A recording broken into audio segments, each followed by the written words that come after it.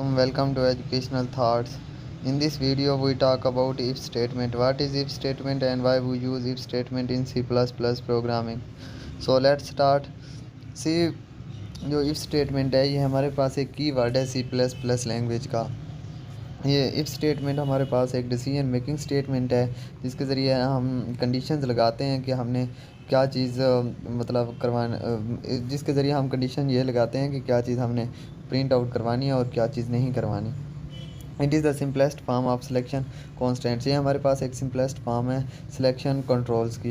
It is use to execute और skip a statement और set of statements by checking a condition. ये हमारे पास इस्तेमाल होती है एग्जीक्यूट करने के लिए या स्किप करने के लिए स्टेटमेंट्स को या सेट ऑफ स्टेटमेंट्स को, जिसके ज़रिए हम कंडीशन को चेक करते हैं बाय चेकिंग अ कंडीशन। इसके ज़रिए हम कंडीशन को चेक करके ना, ये हमारे पास जो इफ़ स्टेटमेंट है ये हमारे पास प्रोग्राम को एग्जीक्यूट करवाती है या स्किप करवाती है स्टेटमेंट को या सेट ऑफ स्टेटमेंट्स को एग्जीक्यूट करवाती है। इसी तरह से हमारे पास जो इफ स्टेटमेंट है ये हमारे पास है the condition is given as a relational expression. जो इसमें हमारे पास कंडीशन होती है वो एक रिलेशनल एक्सप्रेशन होती है। रिलेशनल एक्सप्रेशन क्या होती है? रिलेशनल एक्सप्रेशन वो एक्सप्रेशन होती है जिसमें रिलेशनल ऑपरेटर्स यूज़ होते हैं। If the condition is true, अगर हमारे पास जो कंडीशन है वो ट्रू है, द स्टेटमेंट और सेट ऑफ स्टेटमेंट्स, जो स्टेटमेंट है या हमारे पास सेट ऑफ स्टेटमेंट्स हैं after if the statement is executed. अगर हमारे पास जो स्टेटमेंट है वो एग्जीक्यूट कर जाती है तो बाद में ये जो कंडीशन है वो ट्रू होती है, तो स्टेटमेंट हमारे पास जो है वो एग्जीक्यूट कर जाती है। If the condition is false, अगर हमारे पास जो कंडीशन फॉल्स है, द स्टेटमेंट और set of statements after if statement is not executed. जो हमारे पास जो कंडीशन जो है वो फॉल्स है, इसमें जो सेट स्टेटमेंट है या सेट ऑफ स्टेटमेंट है वो हमारे पास एग्जीक्यूट नहीं करते। इस तरह से हमारे पास सिंटैक्स है। ये जो सिंटैक्स है इफ़ स्टेटमेंट का, ये हमारे पास सिंगल स्टेटमेंट के लिए है। सबसे पहले हम यूज़ करते हैं इफ़ कीवर्ड है हमारे पास और कंडीशन फिर यूज़ करते हैं, फिर नीचे स्टेटमेंट डायल कर देते हैं, फिर सेमीकोलन यूज़ करते हैं। The above syntax is used for single statement. ये जो हमारे पास जैसे कि मैं पहले आपको बता चुका हूँ सिंगल स्टेटमेंट के लिए सिंटैक्स है। और set of statements can also be made conditional. इसके ज़रिए हम बहुत सी स्टेटमेंट्स को कंडीशनल बना सकते हैं, मतलब उन पर कंडीशन यूज़ कर सकते हैं। The statements are written in curly brackets. जो हमारे पास जो स्टेटमेंट है ये कर्ली ब्रैकेट्स के अंदर लिखी जाती है।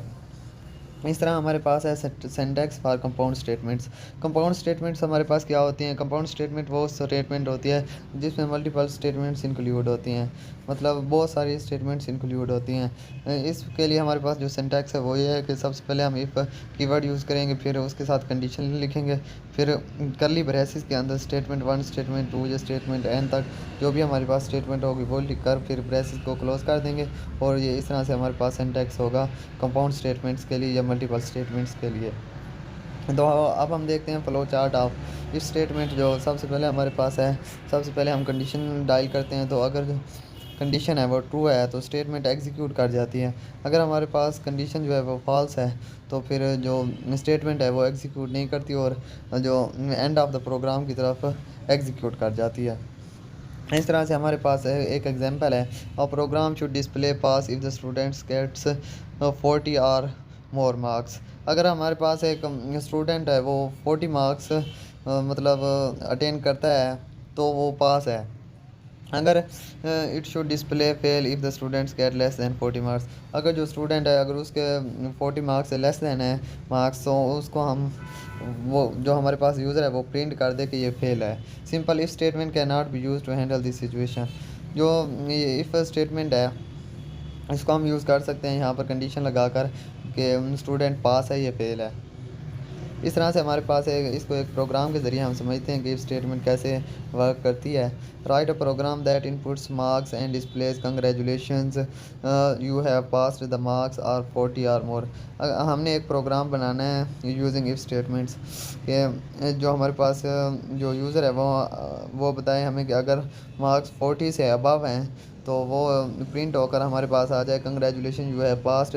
अगर 40 से बिलो हैं तो वो यूज़र प्रिंट कर दे कि फेल है। तो इस तरह से इसका प्रोग्राम बनता है।